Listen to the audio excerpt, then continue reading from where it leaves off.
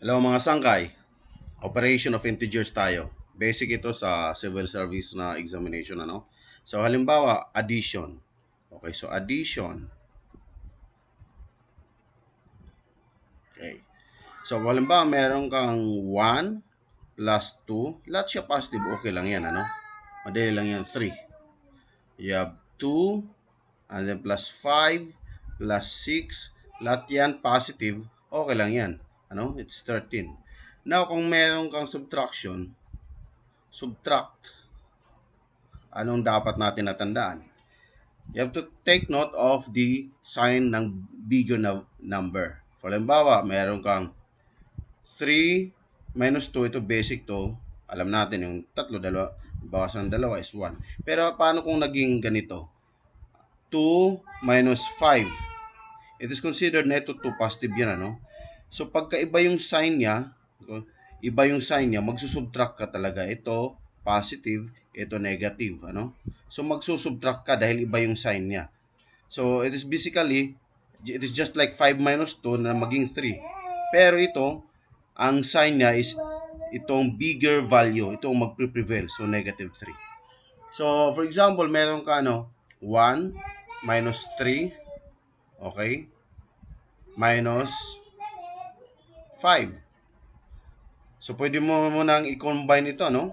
1 minus kasi nga, parehas naman siya sign, parehas siya sign, so magkakaroon ng addition. So, magiging 8 yan. So, 1 minus 8, this is positive, ibig sabihin, this one will become 7 kasi magkaiba yung sign niya, ano? So, magiging negative 7. So, ganun lang, ano, ang rule. Ano? Ang rule sa subtraction, subtract mo dahil they have different sign, but you are going to use the bigger value, sign ng bigger value.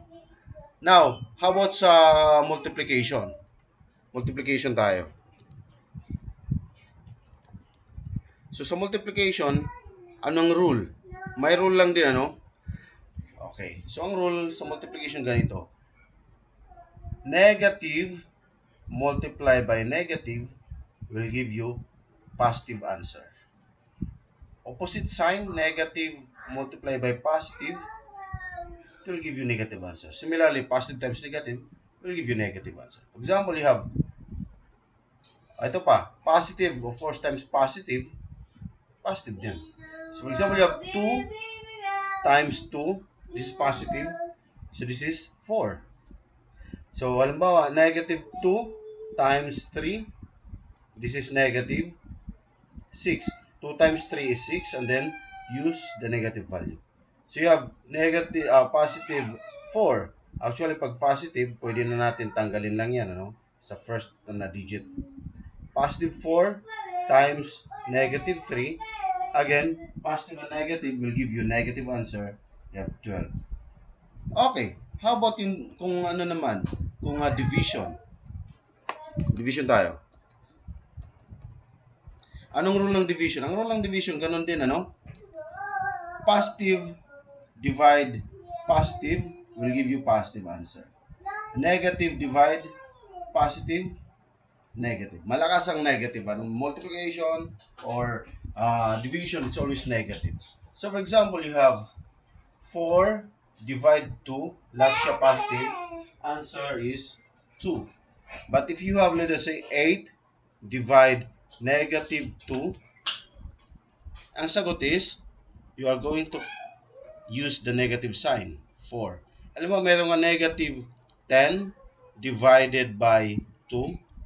It is 5. And then, use again the negative value. Now, you have negative 20 divided by negative 4. Parehas siya negative. So, 20 divided 4 is 5. And then, parehas na siya negative. So, ang sagot natin is positive. Which is actually, pwede, pag positive, kahit di mo nalagyan ng sign, it is understood to be positive. Okay, so that's all for the operation of the integers. These are basic. Basic muna tayo, no? Basic para sa civil service exam. Thank you. That's all. That's all for today. And don't forget to follow me and then share nyo na rin para makatulong sa ibang magte-take ng exam.